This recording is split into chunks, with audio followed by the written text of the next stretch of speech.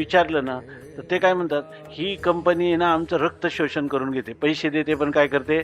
रक्त शोषण करते. कायम मनुष्य जो आहे तो टेन्शनमध्ये राहतो" म्हणतात. आणि त्याच्यामुळे आम्हाला हे आजार जडले. हेच आजार जाण्यात दुसरी एक गोष्ट आहे, करावं तर लागतंच ना.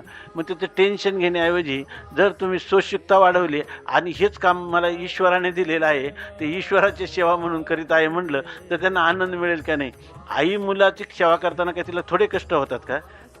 त्याच्यामध्ये पण आईला त्याचा आनंद वाटत असतो की नाही. बरं कितीतरी ते काय आहे, कष्ट अधिक पडतात तिला, परंतु तिचा आनंद त्याने द्विगुणित होत असतो. तसं कर्माची युक्ती आहे की तया सर्वात्मका ईश्वरा स्वकर्म कुसुम. ही कर्म म्हणजे माझ्या पगारासाठी नाही, ही भगवंताची सेवा माझ्या वाट्याला आलेली आहे. याच्यामध्ये कष्ट म्हणजे त्या कष्टामुळं रात्री झोप आलेली नसते आणि मनात झालेला जो संताप आहे त्याच्यामुळं दिवसा मिळालेल्या वेळेत झोप येत नाही.